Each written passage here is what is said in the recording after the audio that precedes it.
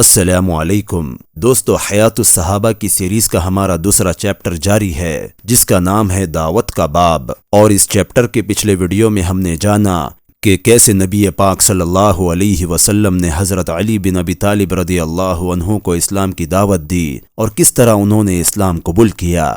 اور آج اس ویڈیو میں ہم جانیں گے کہ کیسے نبی پاک صلی اللہ علیہ وسلم نے حضرت عمرو بن عبسہ رضی اللہ عنہ کو اسلام کی دعوت پیش کی اور کس طرح سے انہوں نے اسلام قبول کیا۔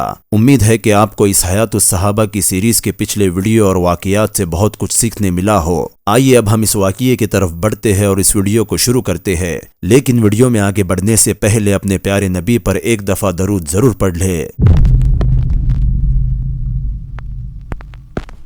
حیات الصحابہ جلد اول، مضمون حضور صلی اللہ علیہ وسلم کا حضرت عمرو بن عبسہ رضی اللہ عنہ کو دعوت دینا۔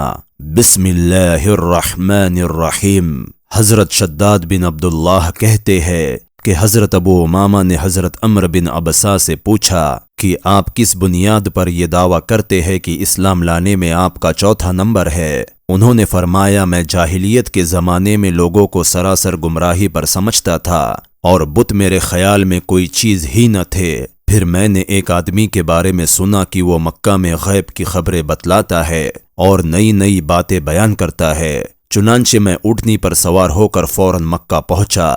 وہاں پہنچتے ہی معلوم ہوا کہ حضور صلی اللہ علیہ وسلم چھپ کر رہتے ہیں اور آپ کی قوم آپ کی مخالف اور بہت بے باک ہے۔ میں بڑے ہیلے بہانے کر کے آپ تک پہنچ گیا۔ میں نے عرض کیا، آپ کون ہے؟ آپ نے فرمایا، میں اللہ کا نبی ہوں۔ میں نے عرض کیا، اللہ کے نبی کسے کہتے ہیں؟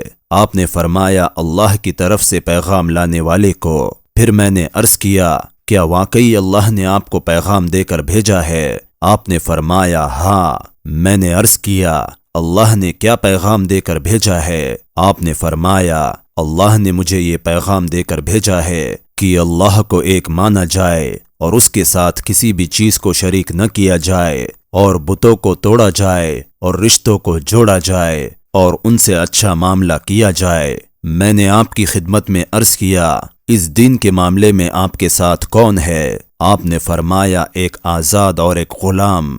میں نے دیکھا تو آپ کے ساتھ حضرت ابو بکر بن ابو قحافہ اور حضرت ابو بکر کے غلام حضرت بلال تھے۔ میں نے عرض کیا، میں آپ کی اتباع کرنا چاہتا ہوں، یعنی اسلام کو ظاہر کر کے یہاں مکہ میں آپ کے ساتھ رہنا چاہتا ہوں۔ آپ نے فرمایا، ابھی تو تمہارا میرے ساتھ رہنا تمہاری طاقت سے باہر ہے، اسی لیے اب تم گھر چلے جاؤ، اور جب تم سنو کہ مجھے غلبہ ہو گیا ہے تو میرے پاس چلے آنا۔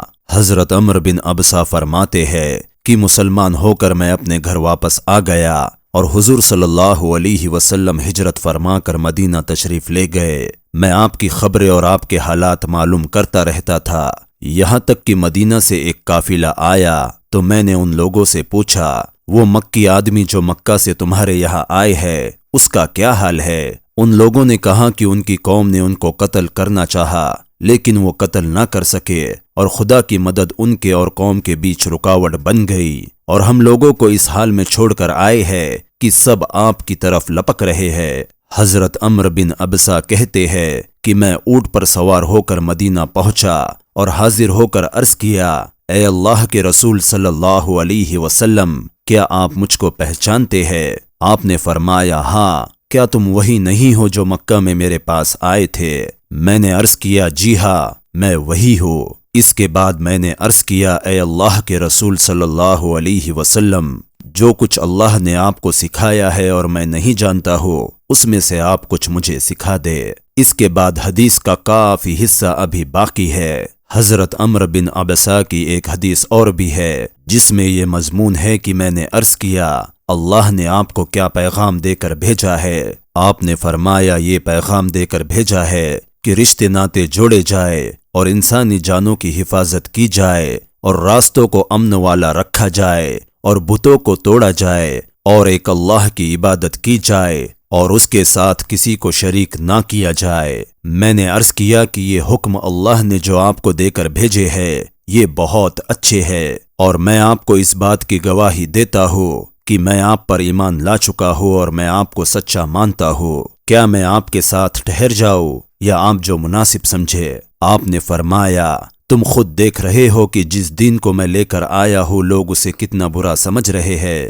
اسی لیے اب تم اپنے گھر جا کر رہو، اور جب تم میرے متعلق یہ سن لو کہ میں اپنی ہجرت والی جگہ پر پہنچ گیا ہوں تو اس وقت میرے پاس آ جانا۔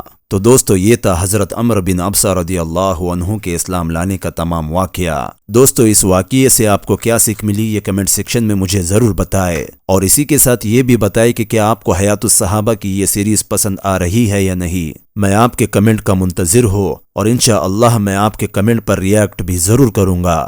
حیات الصحابہ کی یہ نورانی اور روحانی سیریز اور یہ واقعات آپ کو پسند آ رہے ہیں تو اس ویڈیو کو ایک لائک ضرور کرے، اور اس چینل کو سبسکرائب کر کے بیل نوٹیفیکیشن کو بھی آن کر دے، تاکہ جب بھی اس سیریز کا کوئی بھی نیا ویڈیو آئے تو آپ کو اطلاع ہو جائے۔ ہو سکے تو صدقہ جاریہ اور اجر و ثواب کی نیت سے اس ویڈیو کو تمام مسلمانوں تک ضرور شیئر کرے، کیونکہ دوستو ہمارے شیئر کرنے کی وجہ سے ہمارا کوئی بھائی یا بہن نبی پاک صلی اللہ علیہ وسلم اور صحابہ کی زندگی کو اپنا لیں گا اور برائی کو چھوڑ دیں گا، ان کی زندگی تو بدل جائیں گی، لیکن انشاءاللہ اللہ رب العزت بھی ہمیں اس کا اجر و ثواب عطا کریں گا۔ اسی لیے اس سیریز کے ہر ویڈیو کو کسی نہ کسی کے ساتھ ضرور شیئر کر دے۔ اللہ رب العزت ہمیں بھی صحابہ کے جیسا ایمان اور تقوی نصیب فرمائے، اور صحابہ جیسے اس دین کی دعوت کو لے کر چلے ہیں۔ اللہ رب العزت ہمیں بھی صحابہ کی نقل و حرکت کرنے والا بنا دے، اور کہنے سننے سے زیادہ عمل کی توفیق نصیب فرمائے، آمین۔